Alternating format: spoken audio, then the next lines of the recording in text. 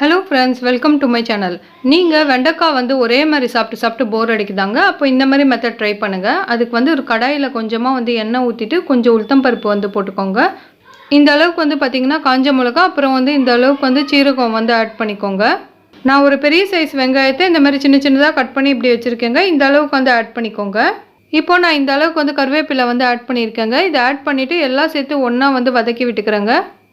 Onion வந்து பார்த்திங்கன்னா இந்த மாதிரி பச்சை வாசனை எல்லாமே போயிட்டு இந்த மாதிரி வந்து வந்துருங்க கலரு. இந்த டைமில் வந்து பார்த்திங்கன்னா கொஞ்சமாக வந்து சால்ட் ஆட் பண்ணிக்கோங்க.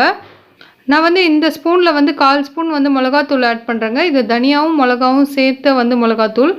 இந்த அளவுக்கு வந்து பார்த்திங்கன்னா மஞ்சப்பொடி வந்து ஆட் பண்ணுறேன். இப்போ இது எல்லாம் சேர்த்து வந்து நல்லா கலரி விட்டுக்கோங்க. நெக்ஸ்ட்டு வந்து நம்ம வெண்டைக்காய் வந்து சின்ன சின்னதாக வந்து கட் பண்ணி வச்சுருக்கோங்க. இந்த சைஸில் வந்து கட் பண்ணி வச்சுருக்கேன் பாருங்கள். இதை வந்து பார்த்திங்கன்னா நம்ம ஆட் பண்ணிக்கலாம். நான் இப்போ இது எல்லாத்தையுமே வந்து ஆட் பண்ணிவிட்டு நல்லா வந்து மிக்ஸ் பண்ணி விட்டுக்கிறேங்க.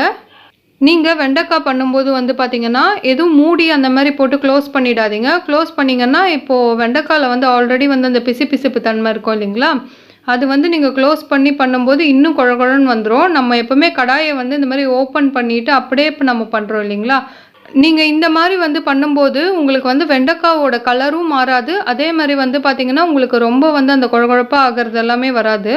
கரெக்டாக நல்லா வெந்திருக்கும். அவ்வளோதாங்க. இப்போ வெண்டைக்காய் வந்து நல்லா வெந்துருச்சு. வெண்டைக்காய் ரொம்பவும் வந்து வேக வைக்கக்கூடாது, அதோட சத்து எல்லாமே போயிடும். இப்போ வந்து பார்த்திங்கன்னா நான் 2 முட்டை வந்து உடச்சி இதில் ஊற்றிருக்கேங்க.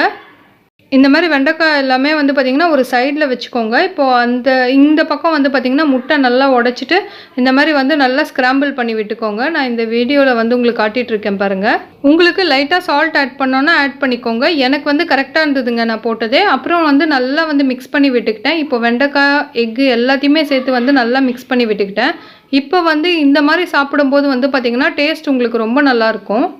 நீங்கள் முட்டை உடச்சி ஊற்றும் போது வெண்டைக்காய் மேலேயே அடித்து ஊற்றிட்டீங்க அப்படின்னா நம்ம ஃப்ரைட் ரைஸ் எல்லாம் சாப்பிடும்போது ஒரு மாதிரி வரும் இல்லைங்களா, அப்படி ஆகிடுங்க, குழகுழன்னு ஆகிடும். இப்படி பண்ணி சாப்பிட்டிங்கன்னா உங்களுக்கு முட்டையும் நல்லா வெந்திருக்கும். அதேமாதிரி வெண்டைக்காய் சாப்பிடும்போது அதோட டேஸ்ட்டும் இன்னும் சூப்பராக இருக்குங்க. வெண்டைக்காவும் ஹெல்த்தி, அதே மாதிரி வந்து பார்த்திங்கன்னா முட்டையும் ரொம்ப ஹெல்த்திங்க. கண்டிப்பாக ட்ரை பண்ணிவிட்டு எப்படி இருக்குதுன்னு சொல்லி கமெண்ட்டில் சொல்லுங்கள். அவ்வளோதாங்க, நம்ம ரொம்ப சூப்பராக ரெடி பண்ணிட்டோம். மறக்காமல் என்னோடய சேனலை சப்ஸ்கிரைப் பண்ணிக்கோங்க. இந்த மாதிரி நிறைய யூஸ்ஃபுல்லான வீடியோஸ் எல்லாமே என்னோடய சேனலில் ஷேர் பண்ணுறேன். இவ்வளோ நேரம் என்னோடய வீடியோ பார்த்துக்கு தேங்க்யூ. தேங்க்ஸ் ஃபார் வாட்சிங். பை.